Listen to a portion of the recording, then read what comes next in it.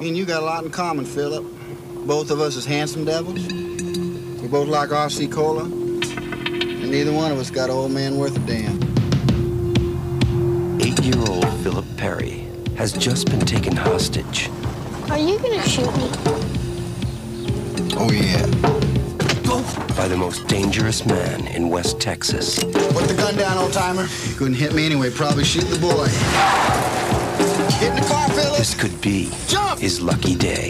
That's my car! Complicating law enforcement attempts to apprehend him, Haynes is believed to have an 8-year-old boy with him as hostage. This is not a penal escape situation. This happens to be a manhunt. You know, Philip, you have American right to eat cotton candy, ride roller coasters.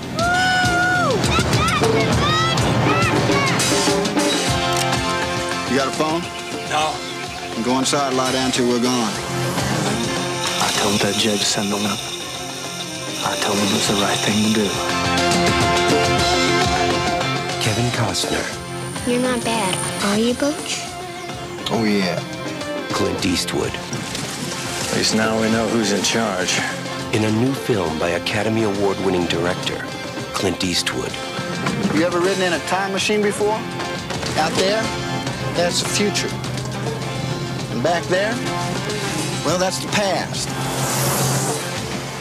This is the present, Philip. Enjoy it while it lasts.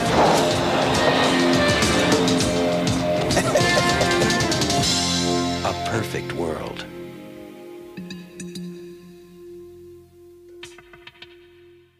Eh bien, salut à tous, j'espère que vous allez bien.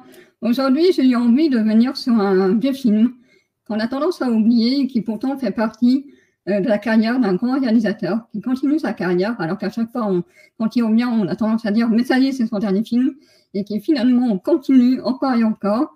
Et quand on revient un peu sur sa carrière en arrière, on s'aperçoit qu'il fait des films qui marquent toujours, encore aujourd'hui quand on les revoit. Et aujourd'hui, j'avais envie de parler de ce film qui est Un monde parfait.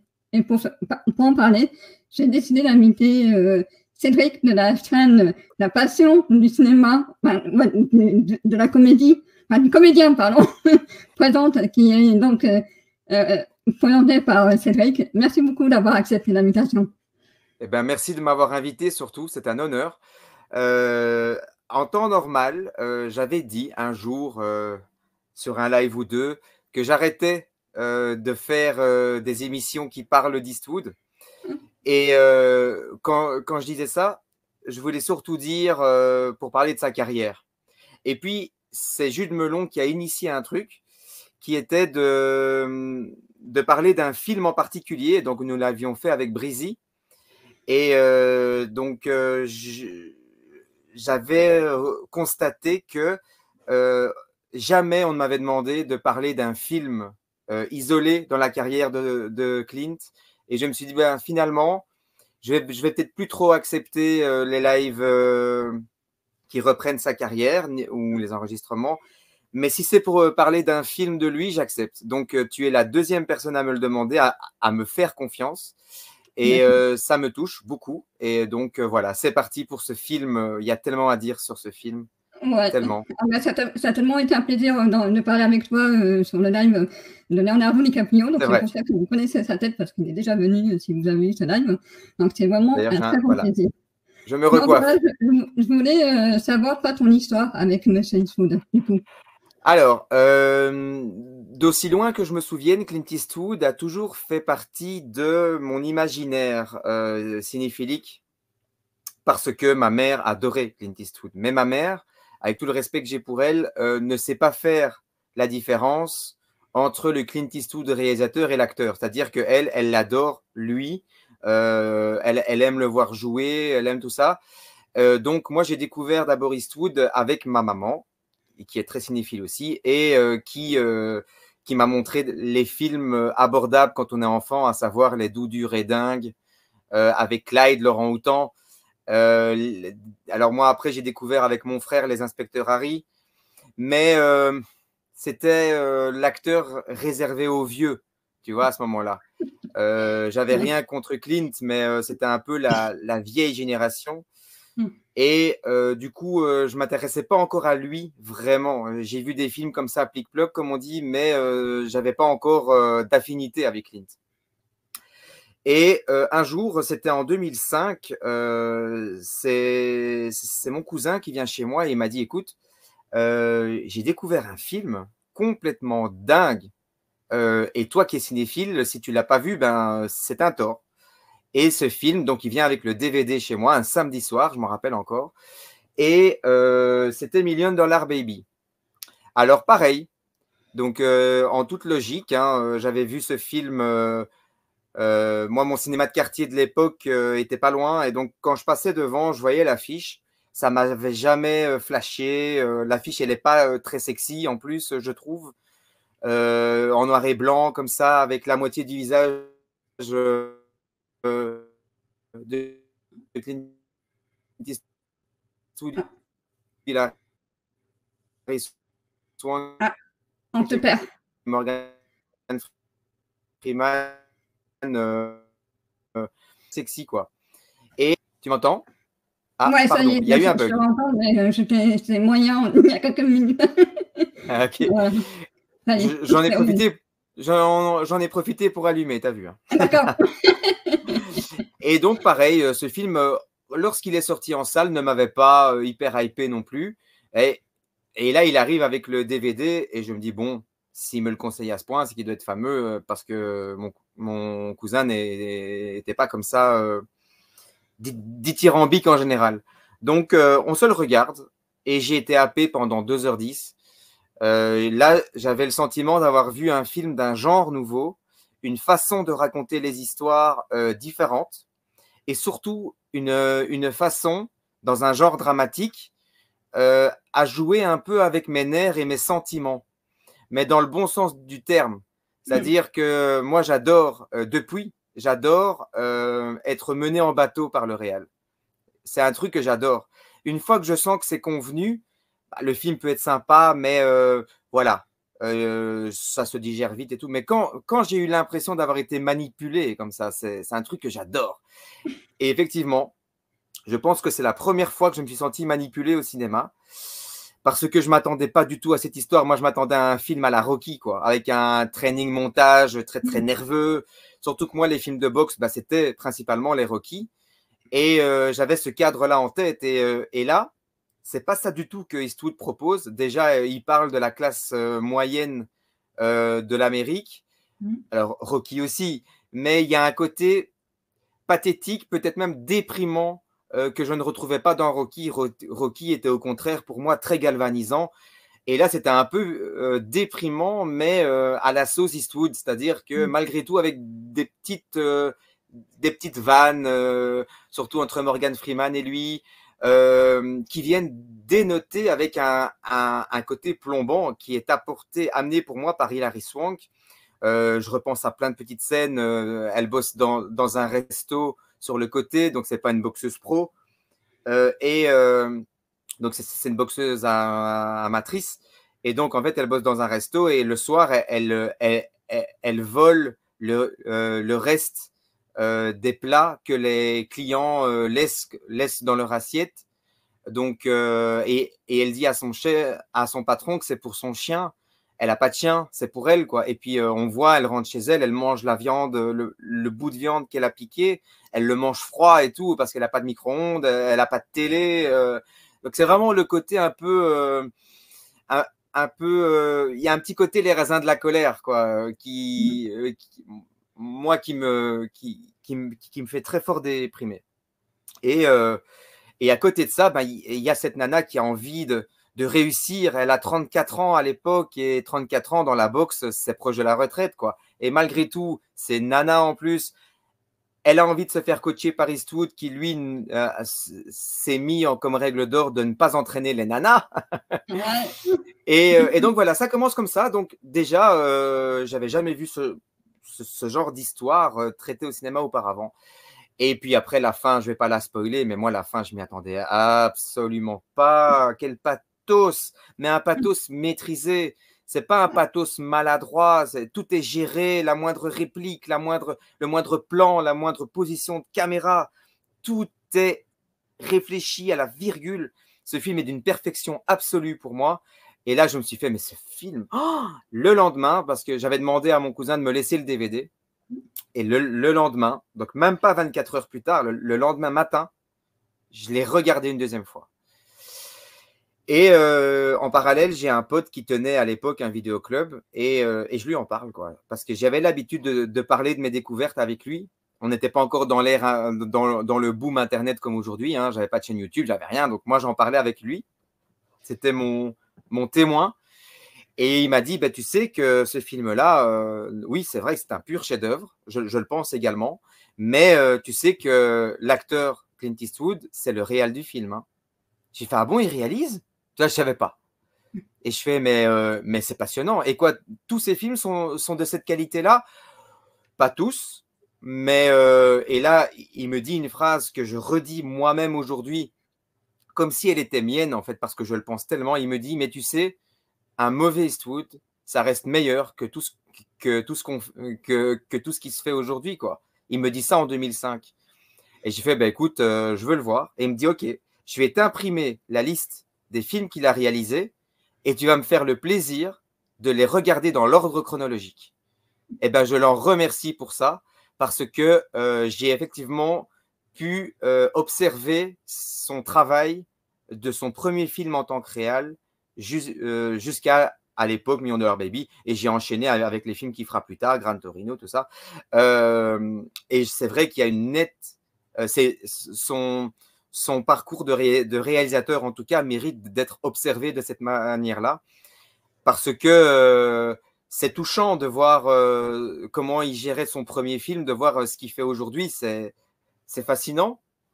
Et donc moi, Eastwood, c'est ça, il apporte beaucoup à mon développement personnel, en fait.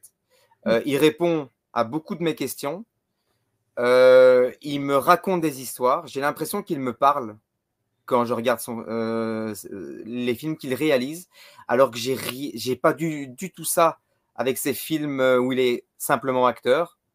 Je le trouve même pas, alors pardon, hein, mais je le trouve même pas bon acteur, en fait. Je le trouve charismatique, je le trouve c'est comme Tarantino, hein. C'est comme Tarantino, on ne trouve pas réalisateur, mais acteur.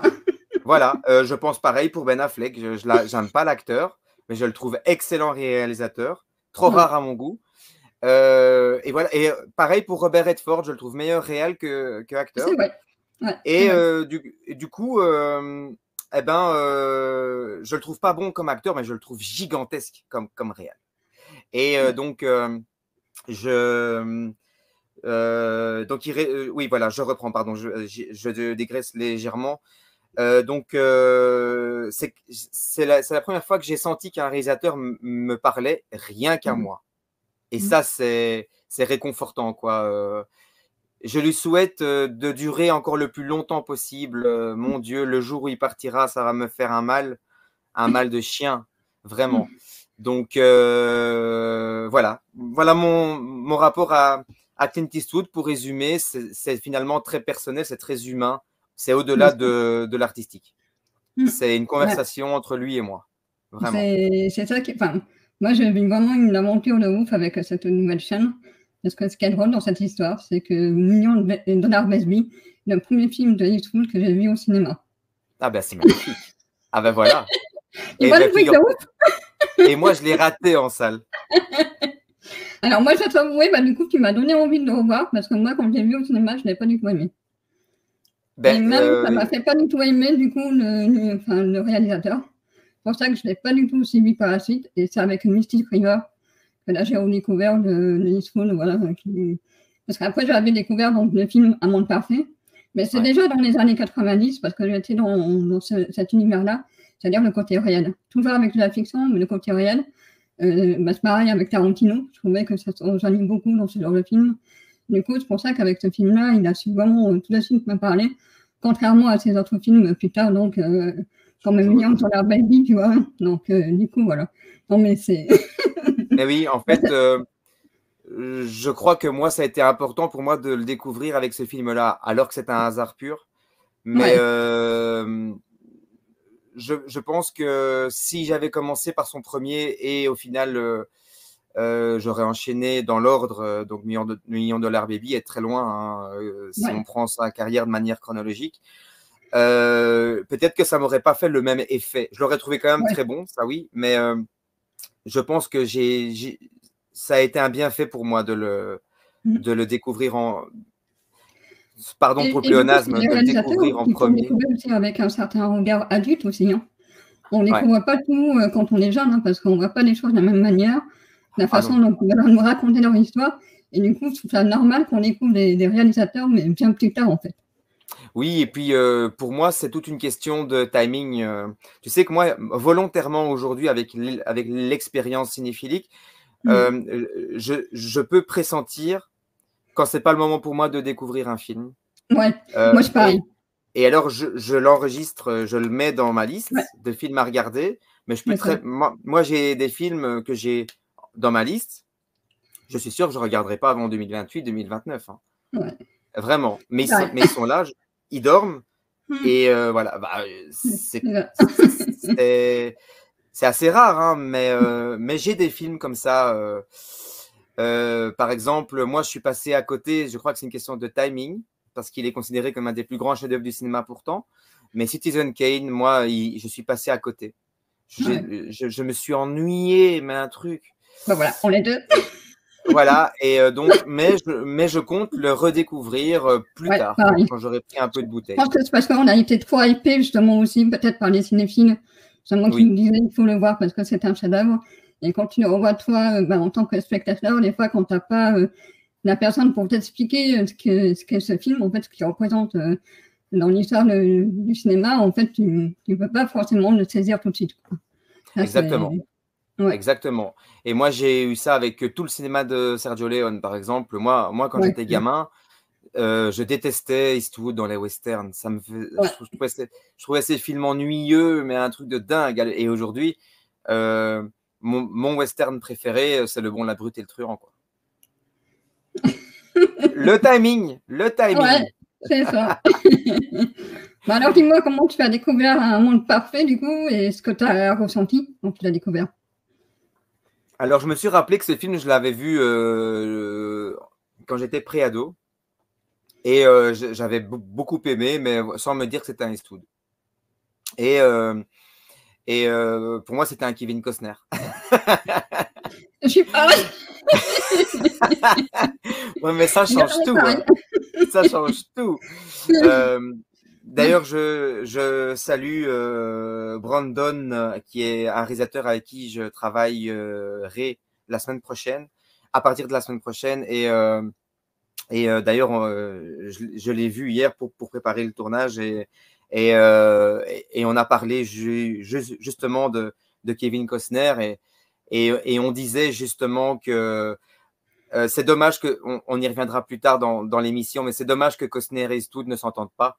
Parce que ce sont encore les deux personnes qui veulent à tout prix conserver l'esprit américain dans le sens noble du terme. Et il y en a un qui est foncièrement démocrate et l'autre qui est républicain. C'est vraiment dommage. Parce qu'en fait, ils ont la même envie sur leur pays. Ce sont deux personnes qui aiment tellement leur pays. C'est dommage. Ouais. Enfin bref. Donc, je les salue et j'espère qu'ils écouteront ce podcast. Ils m'ont dit qu'ils le feraient. Je dis eux parce que c'est lui et Margot sont sa partenaire de vie et de travail. Donc voilà, je vous embrasse. Donc, moi, Un Monde Parfait, donc c'était dans ma chronologie. Hein, donc, je l'ai vu, je l'ai revu assez loin dans sa filmo. Et c'est un film charnière pour moi parce que j'avais déjà eu cette impression, mais c'était juste une esquisse avec Impitoyable, mais j'ai eu la confirmation avec Un Monde Parfait que Eastwood ne fixe jamais ce qui est bien et ce qui est mal. C'est-à-dire que ça, en parallèle de ma découverte de sa filmographie, je lisais beaucoup d'ouvrages qui parlaient de lui, de sa philosophie, de sa méthode de travail, puis c'est ô combien lié d'ailleurs. Et donc, pour Eastwood, le bien, le mal fixe n'existe pas. C'est-à-dire qu'on a même la plus grosse pourriture au monde à des moments où il va avoir un acte posé qui sera un acte qu'on considérera comme quelque chose de bien. Et inversement, quelqu'un que la société va juger comme quelqu'un de bien aura à un moment donné dans sa vie un acte pas bien. Donc ça, c'est très eastwoodien, c'est-à-dire que rien n'est ancré, tout peut changer.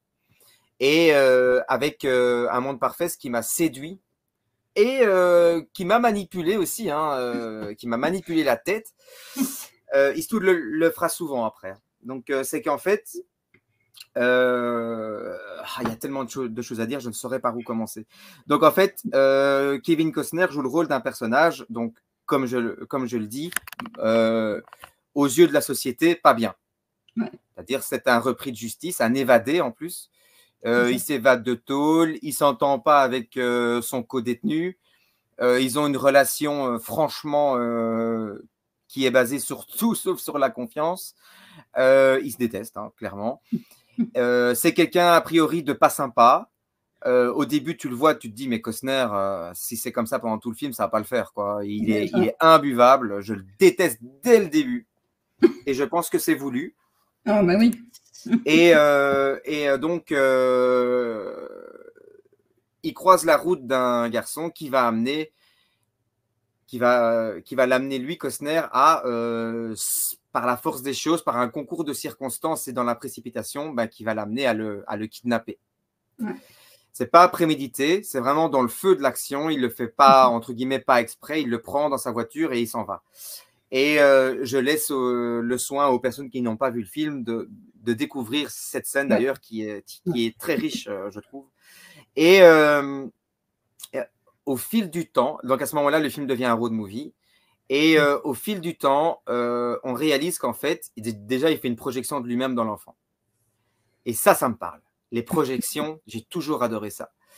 Et en fait, on comprend que l'enfant est aimé par ses parents, qu'il a une famille, mais que ses parents sont témoins de Jéhovah, prise de position de la part d'Eastwood.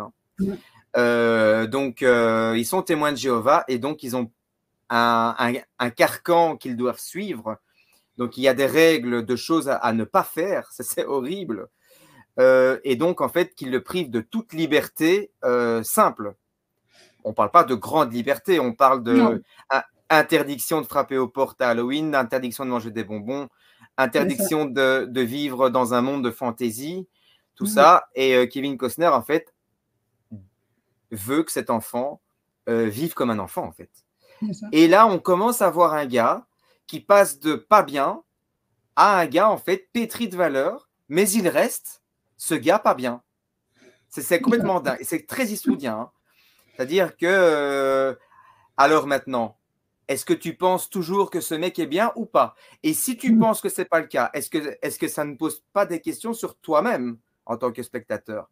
Est-ce que toi, tu n'as pas été amené, toi qui juges Kevin Costner, le personnage, est-ce que toi, tu n'as pas été amené à faire des choses pas bien dans ta vie, entre guillemets, espèce d'hypocrite? Voilà ce qu'Eastwood me dit à ce moment-là. Et donc, oui, effectivement, je me suis senti hypocrite parce que, je peux le dire aujourd'hui, donc il y a une scène où l'enfant se trouve dans un magasin avec son déguisement de fantôme. Enfin, il le vole. Et donc, il y a Kevin Costner qui lui explique la différence entre prendre quelque chose à quelqu'un et voler. J'adore cette scène d'ailleurs. Et moi, en fait, je me suis retrouvé ça m'a rappelé que je me suis retrouvé dans la même situation que cet enfant. C'est-à-dire, quand j'habitais chez ma mère, en face, il y avait un magasin de jouets. En face de ma maison. Et j'ai été amené à voler la VHS de Jurassic Park, qui était à l'époque la nouveauté en VHS. Donc, un film qui coûtait l'équivalent de 20 €, quoi. Et je l'ai volé. Il n'y avait pas de système anti-vol à l'époque. Il n'y avait pas de caméra de surveillance. On est au milieu des années 90 et ce magasin n'avait pas de dispositif, même pas de gardien, rien. Donc, c'était juste, tu te faisais gauler ou pas. Si tu te faisais gauler, quand tu es mineur, on appelle les parents. Et voilà, moi, j'ai réussi. Et donc, j'ai volé la VHS de Jurassic Park. Je me le suis rappelé. Et ben, comme ce petit garçon avait volé son déguisement. Et donc voilà, forcément reflet. Donc, je suis dans cet esprit de je suis le petit garçon. En plus, moi-même, j'avais besoin très fort, étant enfant, d'une image paternelle, comme mon père s'était barré à 6 ans. Enfin, quand moi j'avais 6 ans, du coup, je me retrouve à me trouver des points communs avec ce petit loulou qui est en plus hyper mignon, je trouve, tout comme moi je l'étais. Ah, mais moi, c'est mon neveu, moi. À chaque fois que je le vois, c'est mon neveu, quoi. C'est la même bouille et tout, c'est mon neveu. Ah, c'est trop mignon. Ah oui, à mort. Et donc, donc moi, je me retrouve entre deux, quoi. Il y a un truc, je suis plus uniquement spectateur, je vis carrément l'histoire. Et puis, je me surprends à ne pas être du côté de Clint Eastwood, finalement, qui représente le bien, qui représente la justice, la droiture.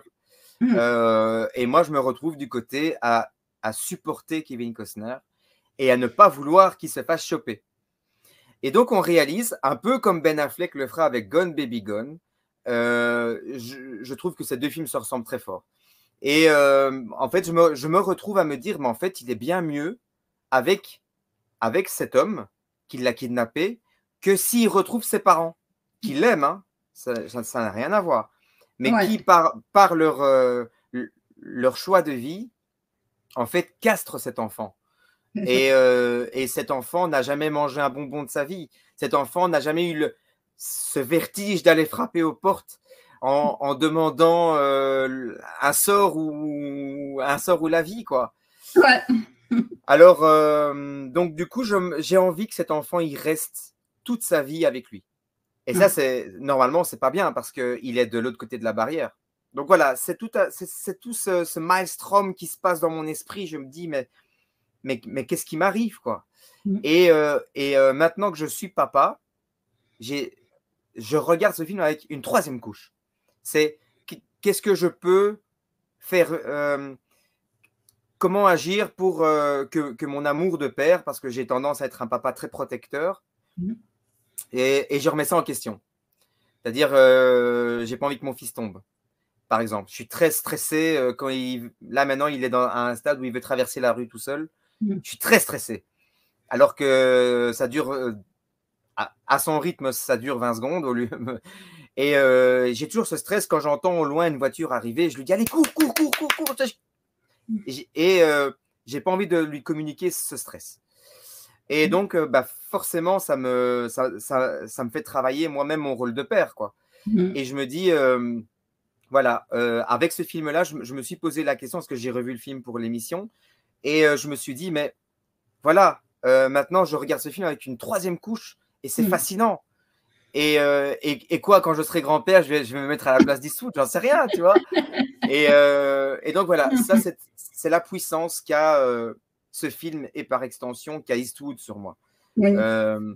Et d'autres films à lui vont m'amener à me poser un autre type de questionnement. L'héritage avec Gran Torino, par exemple. Gran Torino me fait me poser des questions sur ce que je veux laisser sur Terre, par exemple. C'est important pour moi de laisser quelque chose, une trace. Et c'est un questionnement très, très présent dans mon esprit. Et bien là, c'est pareil, en fait. C'est d'un autre niveau, mais c'est pareil. Moi, je me pose la question maintenant. Je veux que mon fils aussi vive des choses et donc, du coup, que mon amour de père ne l'étouffe pas. Ça, c'est mon combat, c'est mon questionnement aujourd'hui. Mais c'est un questionnement qui est encore plus puissant quand je regarde ce film. Donc voilà, ça c'est mon rapport à Un monde parfait, c'est que je le regarde aujourd'hui avec une troisième couche qui est celle-là. Mais je vois que c'est la force de chez Eastwood, qui a très bien dit, de se reconnaître dans un des personnages à chaque fois, en fait, qu'il met en scène dans ses films, parce que mine de rien aussi, le personnage de Kevin Costner, il a aussi une histoire, il n'est pas devenu méchant du jour au lendemain, on apprend aussi au plus grand et à mesure de l'histoire que son père l'était, que du coup il était aussi très dur, parce que au bout d'un moment, quand ils vont essayer de fuir la police, on va voir qu'il qui vont rencontrer du monde sur la route et qui va raconter en même temps l'histoire en fait de Kevin Costner. Ça aussi, c'est une très belle trouvaille de trouver de manière complètement différente de raconter l'histoire de ces deux garçons. Et lui, on va apprendre qu'il déteste par exemple la violence sur les enfants. Et ça, on va comprendre au fur et à mesure que c'est parce que lui, il a vécu. Et c'est ça aussi la force de ce film. Oui, et paradoxalement, ça le rend violent. Oui, c'est ça. Donc, je fais référence à la scène où il trouve refuge dans la famille. Et là, les rapports entre le bien et le mal se repositionnent dans cette scène. C'est-à-dire que il ne faut pas être violent sur un enfant, mais par contre, il va se montrer violent devant les enfants. Alors, ok, il les préserve un petit peu quand même, mais les enfants, c'est pas pour rien qu'ils pleurent à ce moment-là. C'est à ce moment-là qu'une rupture commence à se mettre en place, parce qu'il faut bien, à un moment donné, il faut bien que ce kidnapping trouve finalement une résolution. Et là où Eastwood a été malin, je pense, là où le sentimentalisme se met en place, c'est que la fracture vient pas de la police, elle vient de l'enfant. Et elle vient des démons intérieurs de Kevin Costner qui ressurgissent à ce moment-là. Et moi, ça me bouleverse, cette scène. Parce que justement, le petit garçon dit « je ne te fais plus confiance ». Et c'est hyper émouvant oui, à un moment donné, c'est vrai qu'il a peur de lui. Il finit par avoir peur à un moment donné du personnage de Kevin Costner. Et c'est finalement un choix très adulte que fait l'enfant. Ouais. Donc, Eastwood le dira plus tard. Pour moi, je trouve que c'est vraiment le meilleur enfant que j'ai pu voir jouer dans un film. Je ne sais pas si tu es d'accord avec moi, mais moi, je trouve que c'est bien sûr. le meilleur enfant que j'ai pu voir jouer. Quoi. Une précocité, c'est incroyable. Quoi. Oui, et Eastwood, d'ailleurs, il l'a dit en interview, je crois que c'est un tacle à Costner parce qu'ils ne s'entendaient vraiment pas. Hein. Donc, en fait, il a dit que c'était le meilleur acteur du film pour lui. Et que surtout, qu'il prenait un plaisir immense à le faire répéter. Alors qu'on sait qu'Eastwood ne fait jamais répéter ses acteurs. Donc, aussi peut-être, je pense qu'Eastwood met un peu beaucoup de lui, mais surtout un peu de lui papa dans ce film. C'est-à-dire qu'Eastwood n'a jamais été très présent quand ses enfants étaient petits. C'est par le biais du travail qu'il s'est rapproché de ses enfants. Et en plus, il joue dans ces films, je crois, une fois qu'il est plus dans grand. Honky Tonk Man, encore un Eastwood avec lequel je prendrai un énorme plaisir de discuter. Parce qu'il y a plusieurs de mes passions dans ce film. Mais oui, en fait, il travaille avec son fils. Il joue le rôle de son neveu dans ce film. Si tu ne l'as pas vu, je te le conseille vivement. Honky Tonk Man. Moi, je suis un fou de blues et de jazz. Et voilà, c'est un film qui parle de ça. Ça aussi. Eastwood met énormément de lui aussi là-dedans. Et là, on est en 83. Et le film est juste magnifique, magnifique, magnifique. Un film post-Nouvelle Hollywood. Eastwood qui a toujours été contre ce mouvement, alors que je trouve que son cinéma a quand même des similitudes avec le Nouvel Hollywood. Mais un film post-Nouvelle Hollywood bien mis, magnifique, qui rejoindra plus tard son film Bird, le biopic sur Charlie Parker. Je digresse, mais c'est important quand même. J'ai vu Bird, mais je n'ai pas vu l'autre. Du coup, je vais me le noter, l'autre. Je considère, moi, que Honky Tonk Man est meilleur. Hein. D'accord, ok. Bird, j'ai pas trop aimé certains choix d'Eastwood dans ce film. Ouais, moi aussi. Mais, je l'ai trouvé un peu long. Ouais, je l'ai trouvé long, et surtout profondément déprimant. Mais à l'inverse de $1 Million Baby, il n'y a aucune note d'espoir dans ce film pour moi. Et moi, j'ai besoin de ça. Si c'est pour voir un film dramatique, j'ai au moins besoin de voir une lueur arriver à un moment donné. Et dans Bird, je ne la sens pas. C'est un film qui commence mal, qui finit pire. Il n'y a pas de... Et ça, j'ai horreur de ces films-là. Et donc, je n'aime pas Bird. D'ailleurs, je le dis souvent, hein, Eastwood est mon réal préféré, mais il y a 30% de sa filmo que je n'aime pas. Non, mais Et je trouve aussi où il était un peu en avance sur son temps, c'est la question de la femme aussi, où la femme qui est obligée de faire sa place face à ces machos pour pas se faire agresser. Et puis, du coup, ça montre encore le côté méchant de l'humain et surtout dedans avec un petit âge qui va être aussi un voir enfoiré, même avec les femmes. J'aime beaucoup aussi, du coup, ouais, ces relations-là entre adultes aussi, quand ils sont dans la caravane. À chaque fois, moi, tous ces passages-là dans la caravane, ils me font tellement rien. C'est vrai. C'est vrai. Et ils sont jamais ridiculisés, par contre, ces personnages. C'est ça qui est fort. Non. Non. Par contre, Eastwood met légèrement en avant, de nouveau, comme dans tous ses films, absolument tous, il tourne en dérision le pouvoir, le pouvoir situé dans la hiérarchie. Ouais. C'est-à-dire que tu peux regarder n'importe quel film de lui, à un moment donné, le supérieur va être tourné en ridicule. Ouais. De n'importe quelle manière.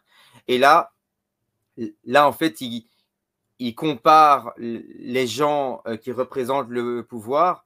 En fait, il les filme comme on filmerait des enfants.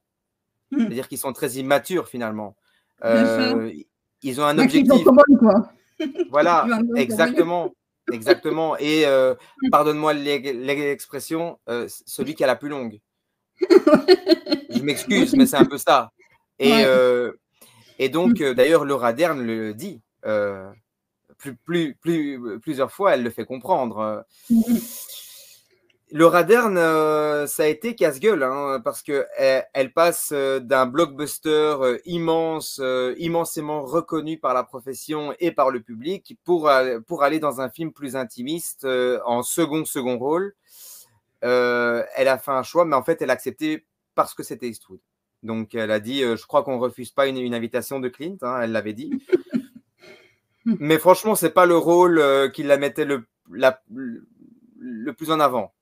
Ouais. Surtout qu'elle avait bossé auparavant avec Lynch, où elle avait été excellente d'ailleurs. Jurassic Park, elle était excellente. Et puis là, c'est un film avec moins de moyens quand même. Je crois qu'il y avait même moins de moyens que Sailor et Lula. Mais là, il y avait vraiment très peu de moyens. Enfin, très peu de moyens. Ça reste américain, ça reste un... Mais ce n'est pas un blockbuster. D'ailleurs, Un Monde Parfait va avoir un succès financier. Hein. Ouais. Donc, il va avoir un joli succès, mais ça va rester un succès critique assez moyen. Donc, en fait, elle a joué son va-tout avec ce film. Elle a eu 100 fois raison. Et tu avais des chiffres, il me semble. Tu as des chiffres, hein, il me semble. Oui, en fait, le film a coûté 14,5 millions de dollars. Je les ai notés, mais en fait, je les ai retenus. Et ça peut paraître colossal, mais en fait, il a rapporté 230 millions. Donc oui, c'est un succès financier. Donc, il a remboursé sa mise, il a gagné. Ça lui a permis, surtout qu'il avait fait Impitoyable avant, donc ça lui a permis d'asseoir sa réputation de mec intouchable à Hollywood, surtout auprès de la Warner. Mais en fait, pour la critique, Impitoyable est un tel monument, un tel chef-d'œuvre, et Eastwood a beaucoup bataillé pour que ça soit reconnu comme tel. Hein. C'est pas un chef-d'œuvre d'emblée comme ça qui est venu se mettre dans l'inconscient collectif. Il a beaucoup bataillé, et c'est grâce à la France. Donc merci les Français. C'est grâce au Festival de Cannes et c'est grâce à Bertrand Tavernier qu'Impitoyable est aujourd'hui reconnu comme un chef-d'œuvre monumental, intouchable, indéboulonnable. Donc merci la France et merci Bertrand Tavernier. Là, il a fait un travail immense. Parce que Tavernier était un très bon ami de Clint Eastwood, hein, parce qu'Eastwood a toujours adoré le cinéma français et le cinéma belge. Et il adorait absolument, il adore absolument tous les films de Bertrand Tavernier. Surtout, son préféré est un film sur le jazz avec François Cluzet, qui est Autour de minuit, un excellent film sur le jazz. Et donc, en fait, ils sont liés d'amitié grâce à ce film. Et donc, Bertrand Tavernier a dit, mais ce film-là doit être défendu bec et ongle parce que non seulement le western est supposé être mort au moment où Tavernier découvre ce film, et en plus, voilà, il dit, voilà, ce film doit être habilité absolument, ce film est un chef-d'œuvre. Et il a eu raison, parce qu'Impitoyable est un chef-d'œuvre. Il n'y a pas d'autre. Il faut que je revoie, c'est vrai. Et donc, oui, Impitoyable a tellement tout écrasé qu'en fait, les critiques ont estimé qu'un monde parfait était certes bon, mais sans plus. Impitoyable et prenait trop de place. Et donc, Eastwood s'est fait de l'ombre à lui-même. Ça aussi, c'est pas commun. Je crois qu'il n'y a que Scorsese et Spielberg à qui c'est arrivé. Sinon, ça n'arrive pas normalement dans le métier. Et là, Eastwood s'est fait du tort à lui-même. C'est juste ça. Et aux États-Unis, ça n'a pas marché. Donc, quand je te dis 230 millions, c'est dans le monde, et notamment grâce à l'Europe. Parce que Eastwood a gagné ses galons d'auteur, donc ce qui est pour moi beaucoup plus fort que juste icône. Pour moi, un réal qui devient un auteur, c'est plus important qu'un réal qui devient une icône. Ce sont des gens de l'ordre de Spielberg, Scorsese, Coppola, peut-être même surtout Coppola. Ce sont des auteurs, ce ne sont pas des stars, pas uniquement, ce sont des auteurs. Et Eastwood a gagné ces galons-là avec Impitoyable, avec Un monde parfait, mais Un monde parfait n'a pas fait l'unanimité, malheureusement. C'est fou, hein, mais ça, est-ce que c'est pas le côté, parce qu'on a eu quand même des critiques comme ça, et moi je le vois un peu dans ma famille, est-ce que c'est pas le côté anti-américain, parce que c'est quelqu'un qui critique beaucoup son pays, donc du coup, est-ce que c'est pas parce que justement il apporte un regard très critique sur son pays, que du coup ça a marché plus à l'extérieur que chez lui en fait? Certainement. Après, Eastwood, quand il critique son pays, c'est un peu comme un amoureux qui a été trahi par son amour, hein. C'est-à-dire qu'il aime son pays. Il aime son pays. Et quand souvent lié, c'est d'ailleurs lié au choix politique, quand la politique le satisfait, en gros quand la droite est au pouvoir, hein, même s'il se revendique surtout centriste, hein, mais il a quand même toujours soutenu les présidents de droite. Là, à ce moment-là, il filme bien son pays. Il n'a jamais fait d'aussi mauvais film que quand la gauche était au pouvoir. Le côté démocrate, pardon. C'était sous Clinton. Il n'a pas fait des excellents films. Donc, c'était Minuit dans le jardin du bien et du mal, tout ça, tout des Eastwood mineurs pour moi. Quand Barack Obama était au pouvoir, c'était La Mule. Alors, moi, j'aime bien La Mule, hein, mais voilà, on ne peut pas dire que c'est avec La Mule qu'il filme le mieux son pays. Non, mais par contre, quand il est ravi de son pays, là, il filme quoi? Il filme American Sniper, hein, il filme tout ça, des films où, voilà. Et donc, c'est bien et en même temps, c'est pas bien dans le sens où ça lui donne un peu l'image. Et quand j'avais été au festival Microciné de Samir, j'en avais parlé avec un copain qui était présent. Il m'avait dit oui, mais Eastwood, c'est un peu le réal qui, je vais pas le citer parce que je veux pas que ça soit mal interprété, c'est pour ça que je ne le cite pas, et je pense très fort à lui. C'est un peu le réal qui change d'avis à chaque film, un peu qui retourne sa veste. Je comprends, mais il retourne pas sa veste complètement, c'est-à-dire qu'il reste fondamentalement le même, mais effectivement, c'est pas que son avis change, c'est qu'il place sa caméra à différents endroits. Oui, en fait, il place. C'est là où je peux éventuellement estimer qu'il soit centriste, c'est-à-dire qu'il place sa caméra à différents endroits de ses opinions. Ça veut pas dire que son opinion change. Ça veut dire qu'il estime qu'à ce moment-là, il ne faut pas en parler. Alors, il va utiliser un autre angle de son opinion et il va filmer sous cet angle-là. C'est plutôt ça, Eastwood. Et effectivement, il y a le regret par rapport à Kennedy.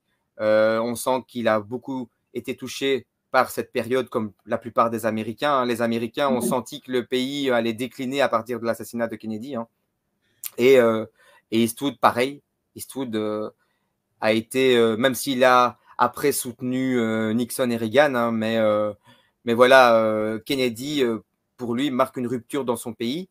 Il a eu très peur pour son pays quand Kennedy a été assassiné, et je trouve que ça se ressent dans Un monde parfait très fort. C'est-à-dire qu'il filme un pays qui est en train de péricliter, simplement. Et Et c'est pour ça qu'il ne sait pas trop où se placer, où est le bien, où est le mal. Alors oui, la personne qui kidnappe l'enfant est pétrie de valeurs, alors que les parents qui représentent l'amour, en fait, sont tellement enfermés dans leur carcan, dans leur dogme, qu'en fait, ils oublient d'aimer leur enfant. C'est ça. Et donc, en fait, pour lui, pour Eastwood, c'est le fondement du déclin de son pays. C'est qu'en fait, on ne passe pas assez de temps à aimer ses enfants, et lui y compris. D'ailleurs, il n'est pas hypocrite sur lui, Eastwood. C'est tout sauf un hypocrite, Eastwood. C'est-à-dire que c'est quelqu'un qui, quitte à se faire mal, mais il va dire les choses. Il le dit. Je n'ai pas été un bon père. Il le dit dans ses films. Je n'ai pas été un bon père.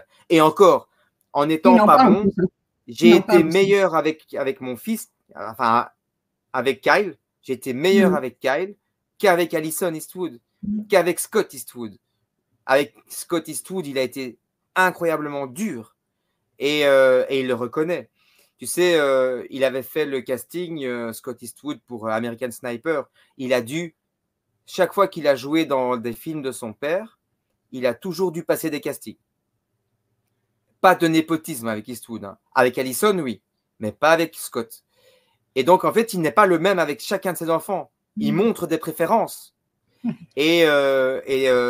Donc, en fait, Scott Eastwood a raté son casting. T'imagines ce que ça représente, ça, pour un fils? C'est-à-dire que, et Eastwood lui a répondu, il n'y a rien de personnel, c'est le métier. Bam! Et donc, bon, il a eu un petit rôle dans Gran Torino, mais tu as vu quel rôle il donne à son fils dans Gran Torino? La personne qui reçoit des claques de la part des gangs, quoi. Un peu celui qui veut défendre sa nana, mais qui n'a pas les armes, quoi. Enfin, c'est ça qu'il donne à son fils. Alors qu'à Kyle Eastwood, il avait donné un super rôle dans Honky Tonk Man. Tu vois, c'est ça. Il n'est pas hypocrite là-dessus. Il en parle dans ses films. Mais ça le coûte. Et je pense même qu'il faut le voir d'une manière autrement, c'est-à-dire que c'est pas lui qui est hypocrite, mais c'est finalement la politique de son pays qui est hypocrite dans ces temps-là, quand ils sont de gauche, j'ai envie de dire. Il va toujours, de toute manière, même sous la droite, il va estimer que ceux qui sont au-dessus de lui sont hypocrites. Ouais, c'est ça. C'est ça. Tu le sens déjà très fort dans le retour de l'inspecteur Harry. Tu le vois très fort dans le maître de guerre, c'est très puissant. C'est-à-dire que là, il critique absolument tout. C'est puissant dans Minuit dans le jardin du bien et du mal, où en plus le gouverneur du petit village représenté dans ce film, en plus, est supposé être un assassin. Dans Les Pleins Pouvoirs, c'est carrément le président qui est un assassin. Dans Jugé coupable, qui est un film sur la peine de mort, c'est pas pour rien que tous ceux qui sont tournés au ridicule sont ceux qui jugent en fait ce personnage. Alors on peut trouver ce film manichéen sous bien des aspects, mais toujours est-il que le pouvoir mis en place dans ce film est tourné en ridicule, absolument. C'est-à-dire qu'il estime qu'ils ne sont même pas capables de prononcer un jugement convenablement. C'est un journaliste qui va en 24 heures faire des pieds et des mains pour écrire un article qui va être suffisamment fort que pour que le condamné à mort ne soit pas exécuté. 24 heures. Bon, ça, c'est le côté américain, évidemment. Mais voilà, c'est toujours un plus petit qui va ébranler ce qui se passe tout en haut. Comme disait Coluche, l'odeur de la merde, il faut la remuer pour qu'elle monte. Ah bah là, c'est ce qu'Eastwood il fait. Voilà, il remue. Et au final, c'est toujours les puissants qui vont être tournés en ridicule. Toujours. Ouais. Non, mais c'est vrai que je pense que c'est un réalisateur qui est très complexe, mais qui a toujours su repasser ça. Quand tu m'en parles là, c'est vrai que c'est flagrant. L'époque de son pays, dans chacun de ses films. Et je pense que c'est quelque chose qu'on a beaucoup de mal à... C'est ce que je dis, moi, souvent, quand je peux le dire. C'est-à-dire qu'on a beaucoup de mal à comprendre le cinéma américain par rapport à ça.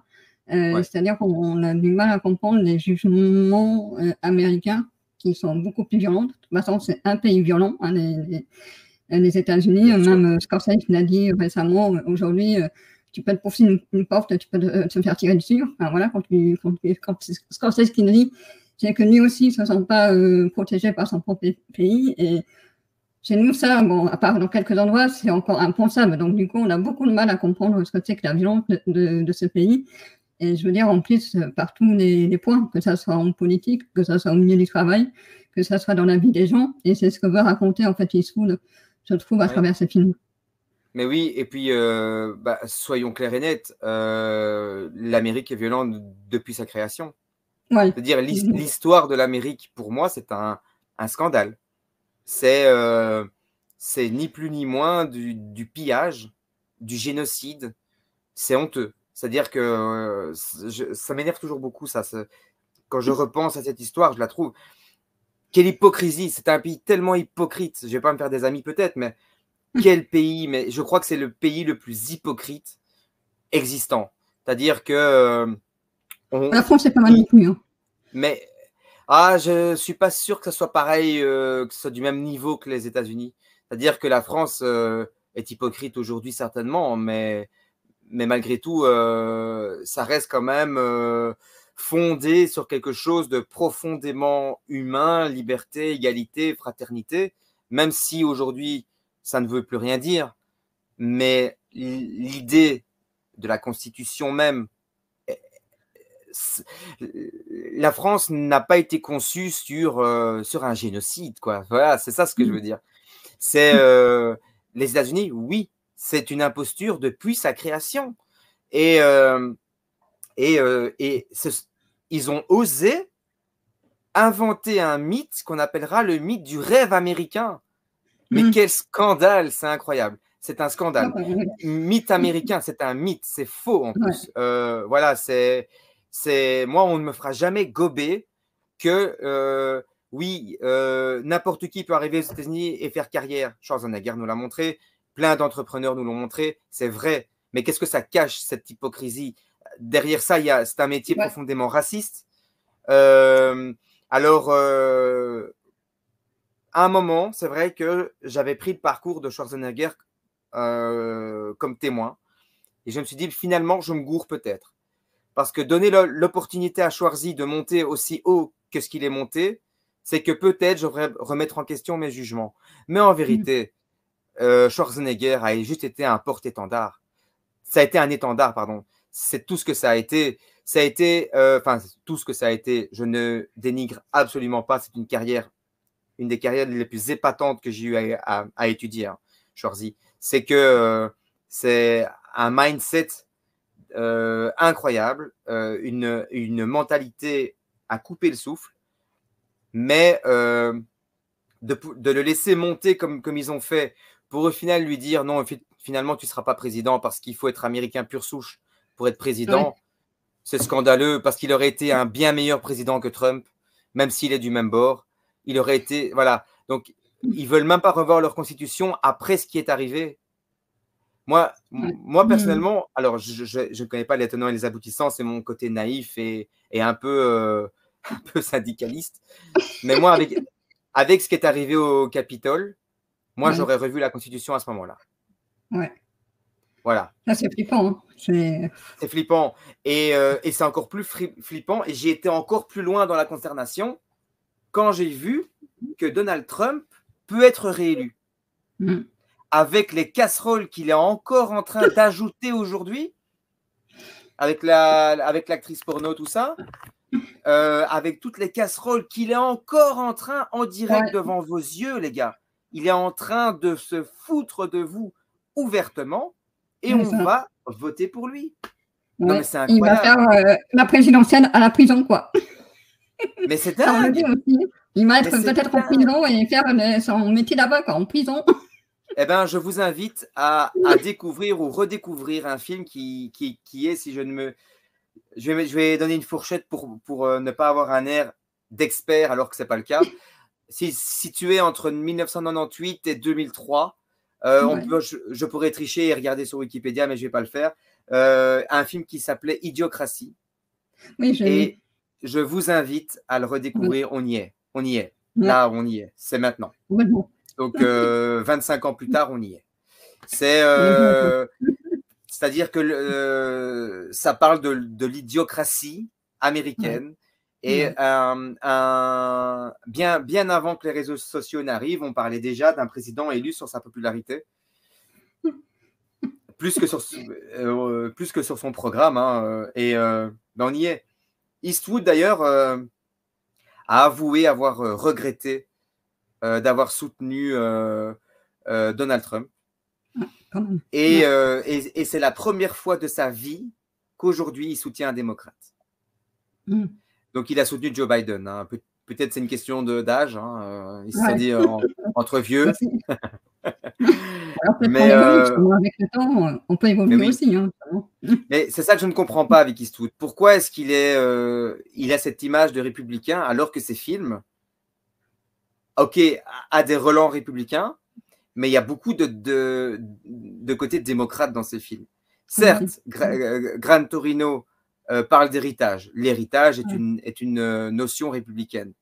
Hein, quand en Belgique aussi d'ailleurs, il avait été question d'annuler tout ce qui touche à l'héritage, donc ça n'existe plus. Donc on n'aurait plus le droit de léguer nos biens à nos enfants, parce que il faut que tout revienne dans la communauté, il faut tout ça. Voilà, c'est un côté communiste finalement.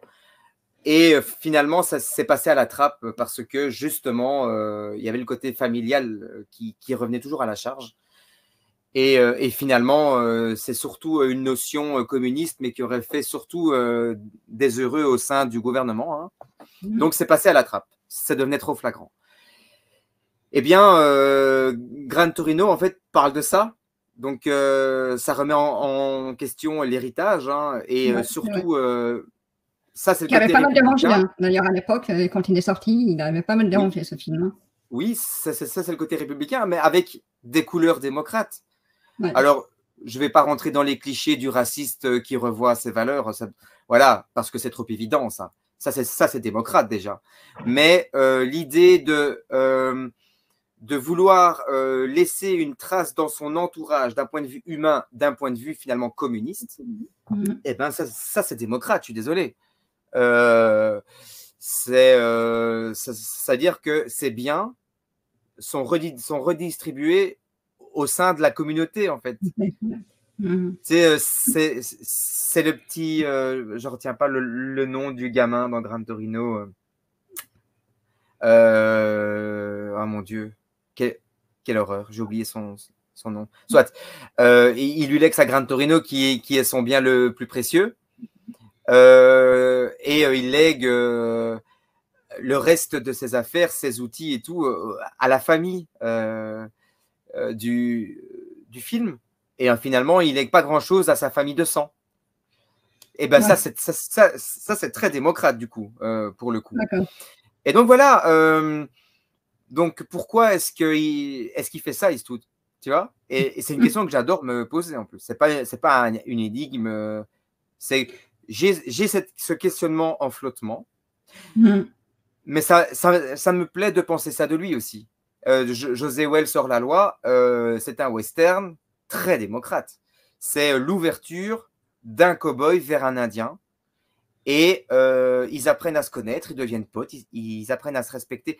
Tous les deux ont des a priori l'un sur l'autre, et au final, ça devient une étude sur le pays. Eh ben ça, voilà. Déjà à cette époque-là, José Wells a plus de 40 ans. Hein. Et déjà à cette époque-là, il avait déjà des relents démocrates. C'est là où Eastwood est surtout, à mon sens, centriste. Mais lui, il est... là, c'est lui qui le dit, pour le coup, il est libertarien. C'est-à-dire que libertarien, c'est un état d'esprit qui permet d'avancer que c'est très communiste, finalement. C'est questionné, quoi. Et le libertarien, entre autres, mais principalement cette idée-là en ce qui le concerne, le libertarien estime qu'on n'a pas besoin d'un pouvoir pour nous gérer. C'est-à-dire qu'on peut très bien vivre ensemble dans le respect sans avoir des lois. Tout le monde n'est pas d'accord avec ça. En ce moment, je suis dans cet esprit-là, moi. C'est très libertarien, ça. Et libertarien, Anarchiste, ça aussi. équivaut à du centrisme. C'est Mm. on pioche un peu à droite, un peu à gauche. Et voilà. Et donc Mm. voilà, ça c'est le point de vue d'Eastwood. Et un autre point de vue qui est aussi très libertarien, c'est qu'à chaque fois qu'on lui pose des questions progressistes, il va te répondre la même réponse.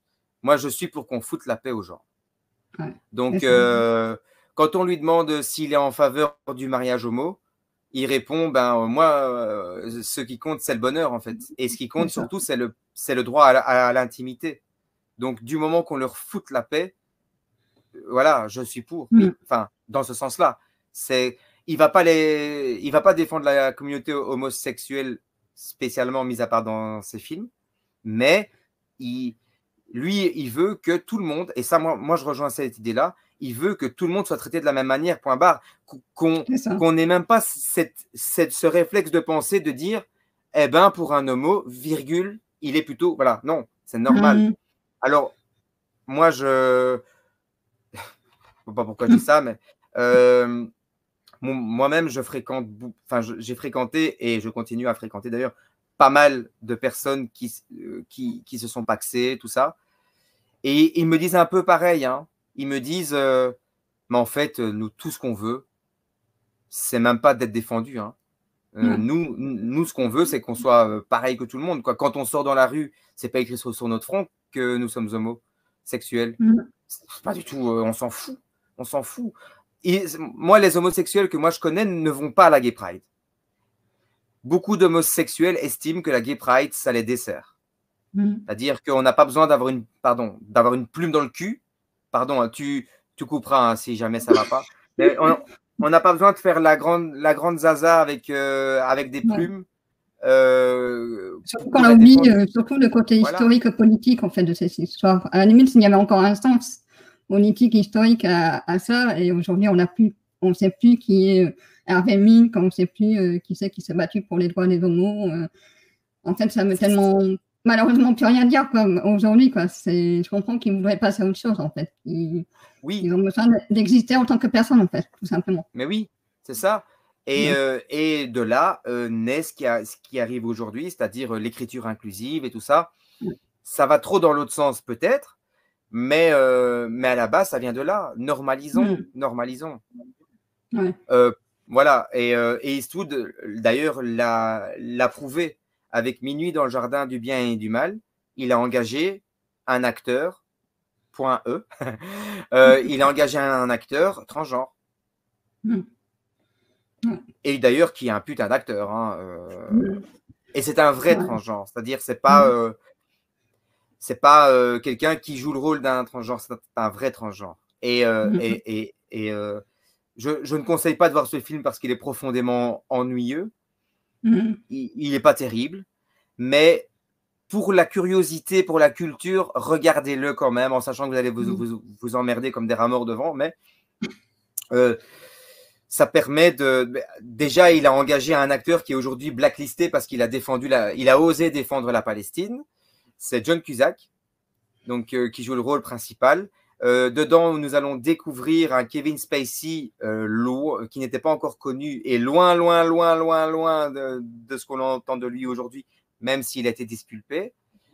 Et on découvre un Jude Law très, très neuf hein, qui arrive au début. En fait, c'est le pivot du film. Hein. Donc, c'est-à-dire que tout tourne autour de lui, mais en fait, il n'apparaît qu'au début du film, qui joue le rôle de l'amant de Kevin Spacey. Un amant éconduit qui s'est senti trahi et qui va péter un câble, mais un Jude Law déjà excellent. Et c'est un melting pot ce film. Ça, c'est le côté positif quand j'en parle, mais en fait, on ressent derrière que Clint Eastwood ne savait pas trop où se positionner. Il a été un peu à gauche, un peu à droite, un peu au centre. Donc, il y a un côté fourre-tout qui se ressent très fort et il y a un peu de fantastique, il y a un peu de policier. Il y a un peu de thriller, il y a un peu de comédie. Tu sens qu'il a tâtonné, mais ce film était une commande. Donc, Clint Eastwood n'est pas bon dans les commandes, à part sur la route de Madison. Mais là, c'était une commande, oui et non. C'était plutôt un service. Donc, il a réalisé sur la route de Madison pour rendre service à Steven Spielberg. Alors, tu sais comment on m'a dit, je ne sais plus qui c'est qui m'a dit ça, qu'Un monde parfait, c'était pour Spielberg, normalement. Non, c'est sur la route de Madison était pour Spielberg. Ah, c'est Smith, d'accord. Oui, Okay, donc, mais faute de temps, il a demandé à Eastwood de le faire. Et Eastwood a dit, bon, allez, oui, si ça peut te rendre service. Mais par contre, c'est arrivé souvent. Donc, à moins que l'info me soit échappée, mais en tout cas, non, un monde parfait, non, parce que c'est la Warner qui a proposé le projet à Eastwood, qui n'en voulait pas à la base. D'ailleurs, ça, c'est intéressant à dire aussi. En fait, la Warner a imposé un monde parfait à Eastwood et il a imposé Kevin Costner. Parce que Kevin Costner était tout auréolé de Danse avec les loups et qu'il fallait absolument rester sur cette veine illustre. Donc, il n'avait pas encore fait Silverado, mais il n'avait pas encore fait Wyatt Earp, pardon. Et donc, il fallait le faire tourner. C'était l'acteur en vogue. Et forcément, Warner s'est dit, Costner a fait un western, il va diriger par Eastwood. Ils ont tous les deux fait un excellent western, d'excellents westerns. On va les faire bosser ensemble. Pour eux, c'était normal.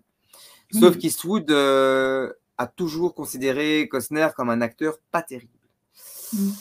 Et donc, déjà lors des négociations à la table de la Warner, Eastwood a, comme quoi on peut adorer quelqu'un et reconnaître le tort, Eastwood a lancé les hostilités, a provoqué, en disant à Kevin Costner, voilà, je fais ce film à contre-cœur, et c'est parce que je sais que tu es dedans que j'accepte à contre-cœur. Donc, voilà, j'espère que tu feras du bon boulot, parce que pour l'instant, on ne peut pas dire que tu as fait des étincelles pour moi. Et Costner lui a répondu, écoute, si tu veux voir mon talent d'acteur, tu n'as qu'à jouer dans le film, tu n'as qu'à accepter le second rôle et tu verras l'acteur. Et donc, c'était un peu une bataille d'ego.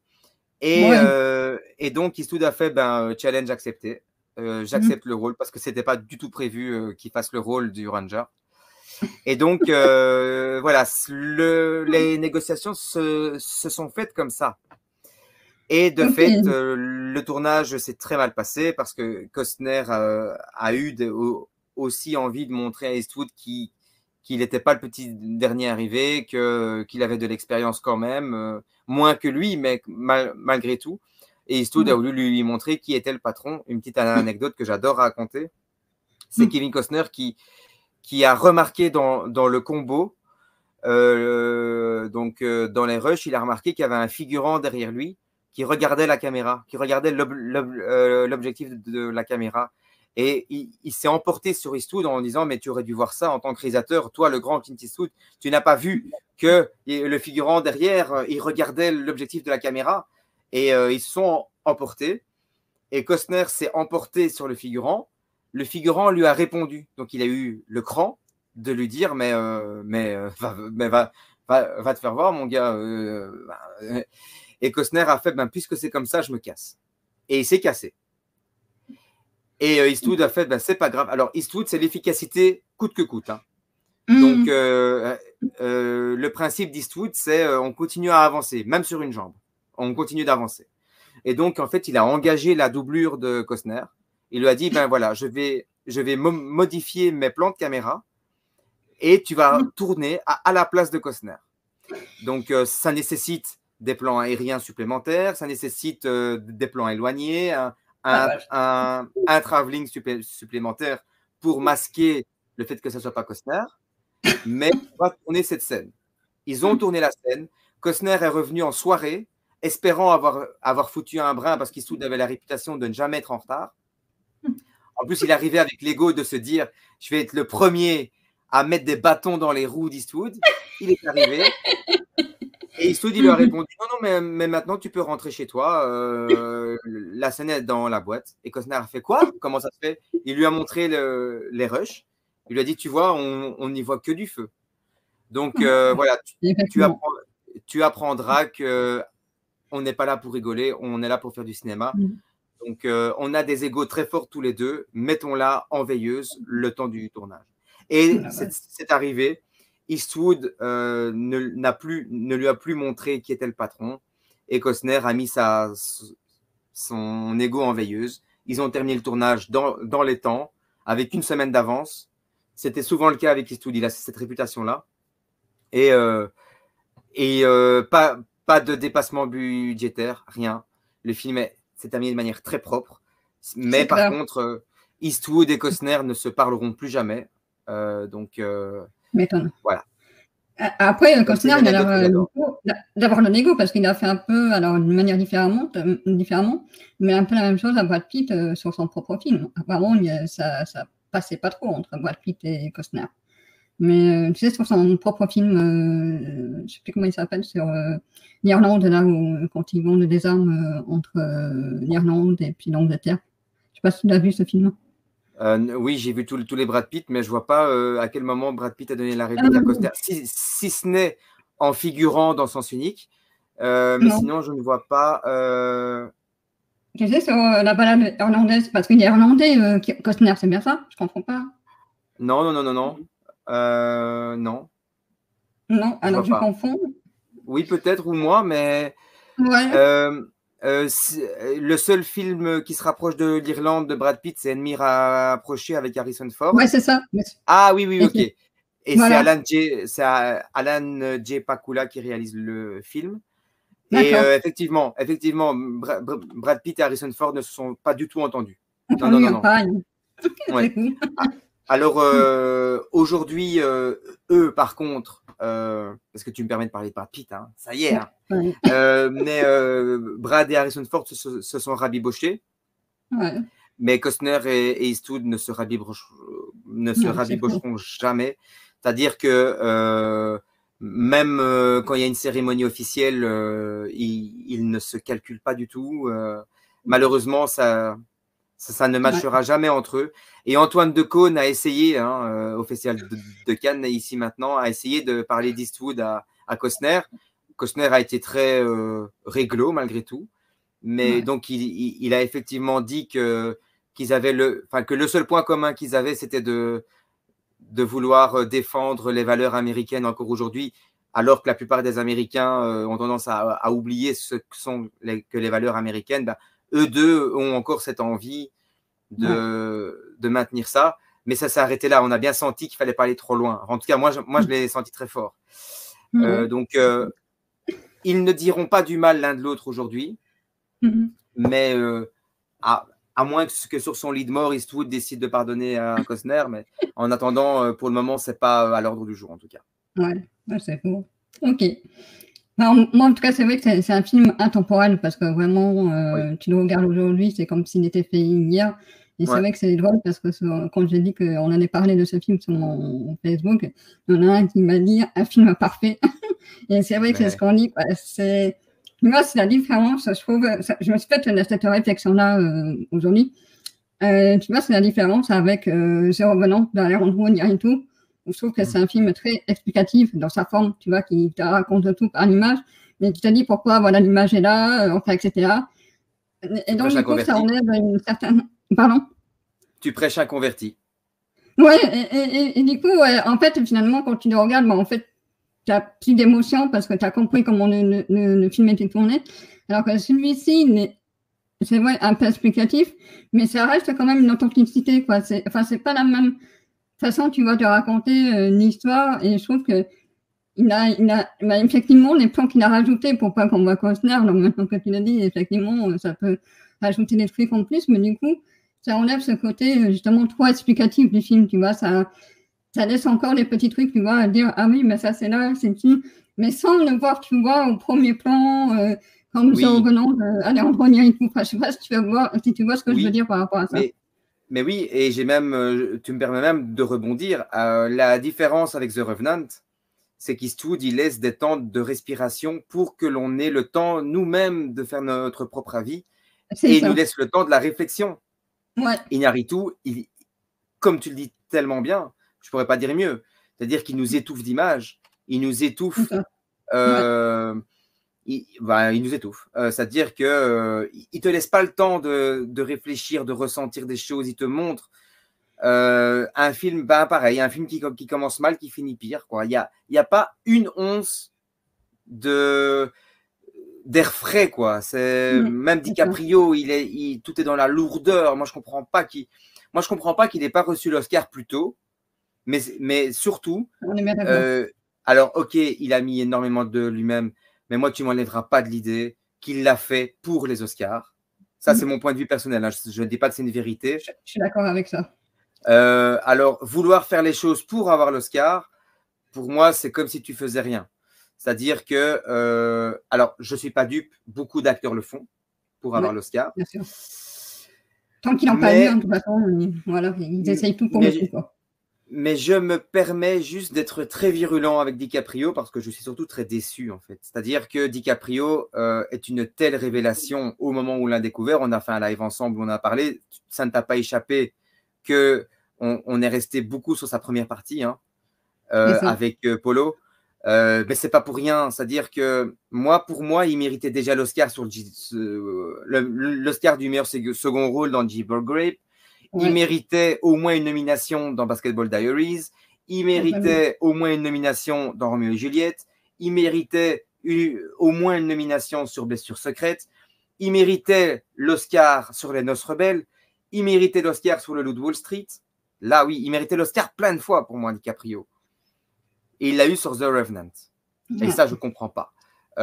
C'est pareil que Brad Pitt. Hein. Brad Pitt, alors il ne me déçoit pas. Encore aujourd'hui, il ne me déçoit pas. Mais même s'il a eu une décennie chaude, celle des années 2000 pour moi. Mais moi, Brad Pitt, il méritait. Enfin, il a eu le seul Oscar qu'il a eu, c'est l'Oscar du meilleur second rôle pour Once Upon a Time in Hollywood. Mais pour moi, je lui aurais déjà filé l'Oscar sur Seven, moi, tu vois. Ouais, c'est sûr. Après, même pour un ami rapproché, hein. Enfin voilà, enfin pour des rôles comme ça, enfin qui sont des pépites. Oui, ok, peut-être pas. Ah bon? Ah, tu mets entre parenthèses. Ouais, celui-là, oui, mais je comprends par contre ce que tu veux dire. C'est un des premiers rôles où il s'efface derrière son personnage, oui. Oui. C'est ça.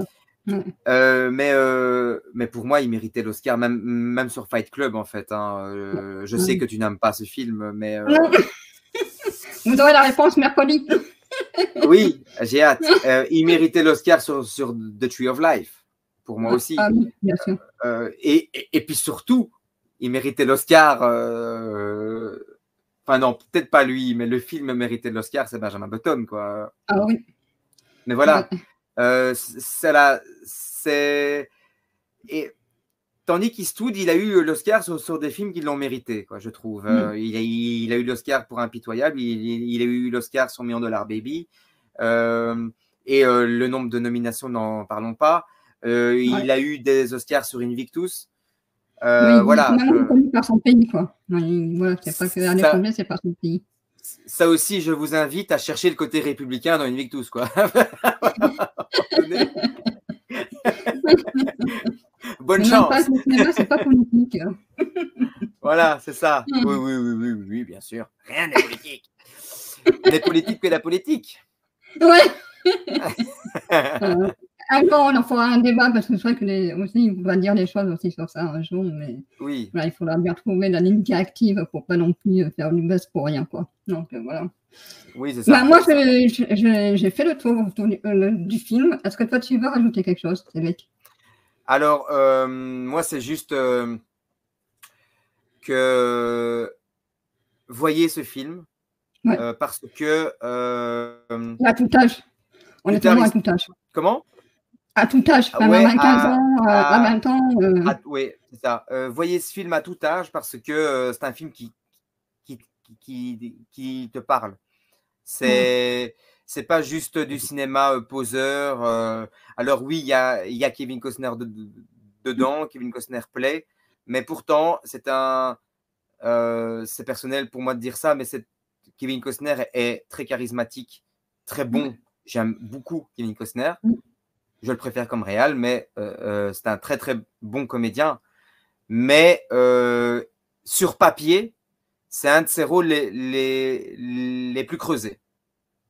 Alors, moi, je connais pas mal de gens qui adorent Kevin Costner, qui n'ont pas vu Un Monde Parfait, rectifier cette erreur pour ça. Et je vais juste mettre le focus sur une scène.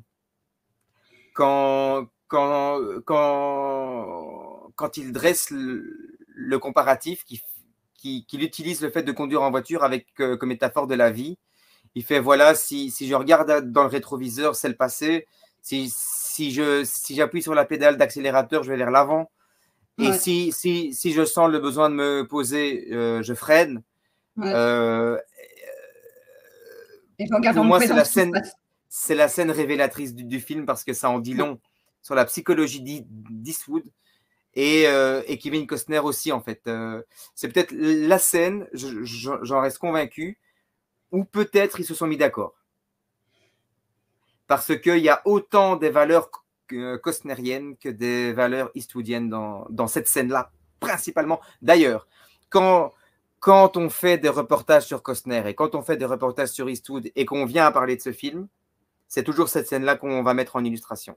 Donc, regardez ce film et ce film a un charme dingue. Moi, je l'ai vu il y a pas longtemps. Je l'ai revu il y a pas longtemps. J'ai envie de le revoir. Et puis ça prend pas de prise de position, c'est vraiment une réflexion. C'est pas prétentieux, c'est pas voilà, ça reste bon enfant et ça te prend pas par la main. Ça te dit pas ce qu'il faut penser. Voilà, ce film est un chef-d'œuvre. J'ose le dire. Bon. Ok, ben voilà. Et vous, si vous l'avez vu, le film, n'hésitez pas à dire ce que vous en avez pensé dans les commentaires. Et Cédric, merci beaucoup d'avoir accepté cet échange. C'était très sympa. C'était très sympa. Merci à toi. Avec plaisir. Tu reviens en tout cas quand tu veux. Ça, c'est clair. D'accord, ça va. Ok, demain. À plus. Merci à toi. À plus, les gars. Gros bisous. Plaisir.